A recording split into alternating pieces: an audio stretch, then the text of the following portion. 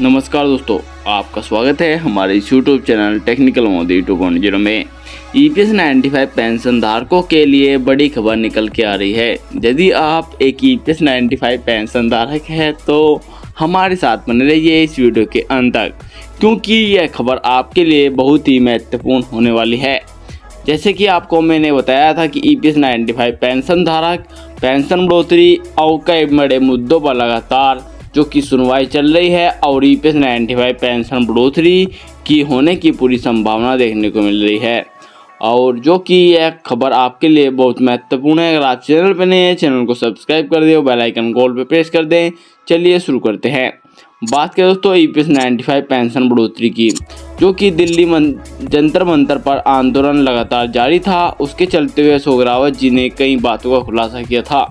उसमें सबसे बड़ा खुलासा यह किया था कि EPS 95 पेंशन धारकों की पेंशन बढ़ोतरी के बारे में, जो कि वह श्रम मंत्रालय पहुंचे थे और EPS 95 पेंशन धारकों की पेंशन बढ़ोतरी के लिए गुहार लगाई थी, जिनके साथ जो कि अशोक रावत जी, माननीय हेमा मालिनी जी और कई अन्य EPS 95 पेंशन धारक भी गए थे।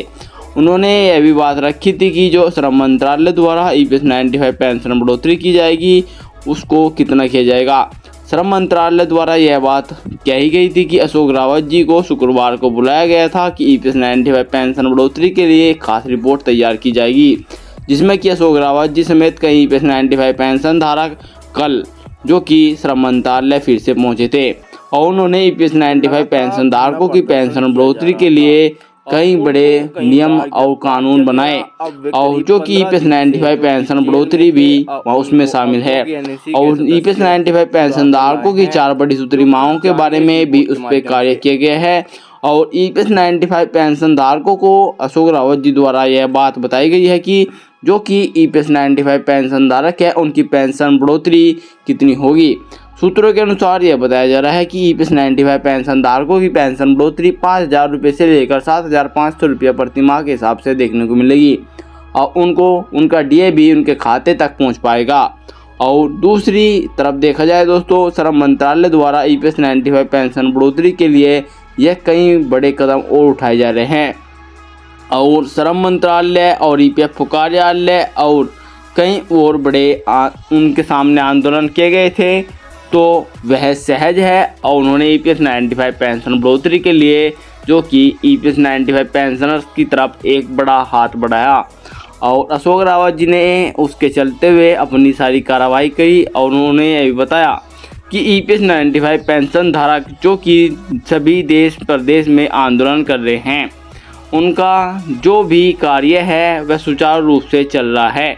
और अशोक रावत जी की अब मुख्यवाणी से बात सुनी और सबकी बात समझ में आई। उन्होंने जो कि सभी देश में वो प्रदेशों में जो आंदोलन चल रहा था उसको सुचारू रूप से बंद करने का कार्य किया और लगातार इस पे मीटिंगें हो रही है और इस बात की जो कि खबर सामने आई है कि EPS 95 पेंशन धारकों की पेंशन बढ़ोतरी आपको 1 मार्च तक देखने को मिल सकती है और आपकी पेंशन बढ़ोतरी और आपकी 1 या 2 बड़ी मांग सुचारू रूप से मान ली जाएगी और आपको कई बड़े और लाभ भी देखने को मिलेंगे और सभी EPS 95 पेंशन धारकों के चेहरे पर एक और बड़ी मुस्कान देखने को मिलेगी। और यदि आप एक EPS 95 पेंशन धारक है और हम इस चैनल पर EPS 95 पेंशन से रिलेटेड खबर डालते रहते हैं, तो आप इसको चैनल को सब्सक्राइब करके बेल आइकन कॉल पे प्रेस कर दें।